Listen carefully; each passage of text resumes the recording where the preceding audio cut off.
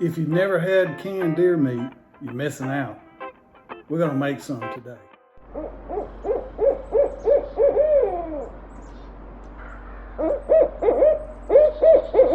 All right, folks, let's get going. I just want to go over some of the things that I use for canning. Of course, you got to have a pressure cooker. You got to have jars. You got to have the meat. This meat is the meat off of 2 hindquarters of deer. It's already been cleaned up and cut into chunks. All I got to do is put it in the jars before we can it and so forth. Now, you can put whatever you want to in it. You could do it plain if you wanted to. But I like the Cajun Trinity. Always works out good for me. I mean, you know, a million Cajuns can't be wrong. So what I like to put in mine is onion, bell pepper, and celery, and what they call the pope. Add some garlic to it as well. And of course, you got to have salt, or you don't have to. I put salt in mine, a half a teaspoon. The ratio of the Trinity is going to be 2 onion to 1 bell pepper to 1 celery to 1 garlic. I also add a bouillon cube to each jar. Now I'm using pints, and I use pints because a pint for us is just enough for 1 meal. You know, you can break it out and make some rice or mashed potatoes or whatever, and you've got a meal right there. So anyway, I'm going to chop the vegetables up. I'm going to use a food processor, so then I can use some teaspoon or half teaspoon or whatever to load the correct ratio that I want into the jars, and then we'll get going after a while on the pressure cooker. Anyway, let me chop some vegetables and so forth.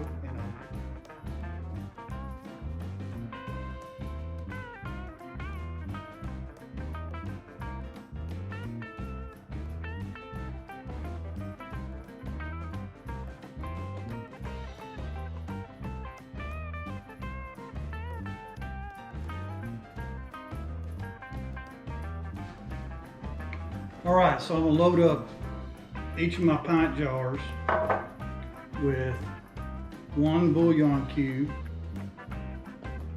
a half a teaspoon of salt. I would normally, if I didn't use the bouillon cube, I'd go with a whole teaspoon of salt, but since the bouillon cube's got salt in it, I definitely don't want to over salt it, so we'll be using a half teaspoon of salt. 1 teaspoon of garlic, because I know I said 2 to 1 to 1 to 1 ratio, with onion being 2, celery being 1, bell pepper being 1, and garlic being 1. But I'm going to cut back to 1 teaspoon of garlic so I don't overpower it, while I'm going to be using 2 tablespoons of onion, 1 tablespoon each of bell pepper and celery. And so let me get those things loaded into the jars, and then we'll come back and stuff our meat into the jars, and we'll be on our way to canning. All right, I got the celery in there now, and so I've got the bell pepper, celery, onion, salt, bouillon cube, and garlic all in the jar. And so now we're ready to start stuffing it with the meat. And so we'll get at that. If I have to fill up some more jars, in other words, if I've got more meat than my jar capacity, I'll have to do some more vegetables. Anyway, let me stuff some meat in here. All right, folks, it's time to start putting some meat into jars. You can see I got a pan full of cubed up or cut up hindquarter off of 1 deer. That's 2 hindquarters, probably about, I don't know, somewhere between 8 and 11 pounds of meat. Hopefully, well, I don't think a dozen jars is going to do it, but I've got a dozen more, and and a few more up in the cabinet too, so maybe we got enough jars. Anyway, we'll stuff one, and then I'll get back to you after that.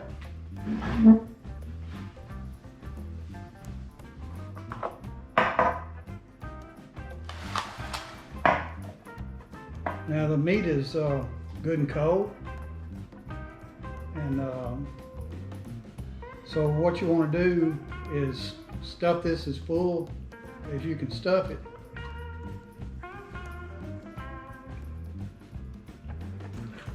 To within an inch of the rim. One more piece in there. I think that'll be fine.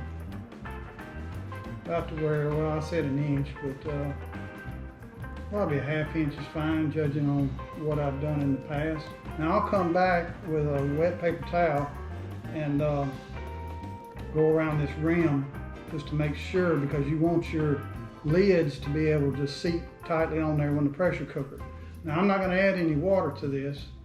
These vegetables and this meat are going to generate plenty of liquid, so you don't have to do that.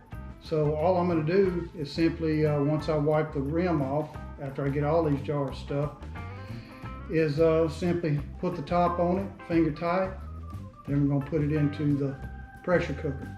Now a pressure cooker holds 19 pints, so we will, if we got more meat than a dozen jars like I've got here, we will do at least 19 so we can fill it up the first time. So anyway, let me get going on that, finish out these jars, and then I'll get back with you. Y'all not gonna believe this, but them 2 hindquarters, chunked up, cleaned up off of one South Alabama doe, fit into 12 of these jars.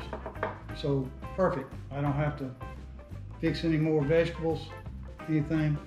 Now I just gotta wipe the rim on these jars and put it in the pressure cooker and get going. Alrighty. Alright folks, my jiggler is a jiggling, or starting to jiggle. Anyway, since we're at about sea level here, we can go with 10-pound weight on the pressure cooker. In fact, we're only about 15 foot above sea level right now, because my house is, the floor of my house is about 14 foot above sea level. So anyway, we are right at sea level. If you're in the mountains, you're gonna have to go with 15 pounds of pressure. Now, since we're using pints, we'll go 75 minutes. If we're using quarts, we go 90 minutes. Anyway, we're gonna let it run, and then there'll be a cool down period, and then we'll pull them out and see what we got. All right, folks, 75 minutes has passed, and it's time to cut it off. So I'm gonna cut it off and let it cool down.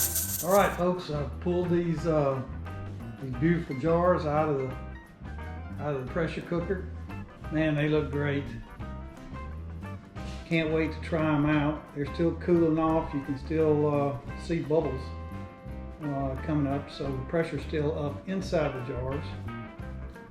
They should finish off, and they'll pop as they cool down and seal. So looking forward to some great meals from these. I've got 12 of them. So a number of things you can do with them. Make a New Orleans style debris sandwich, po' boy out of it. You can make up some rice or mashed potatoes and have it with it.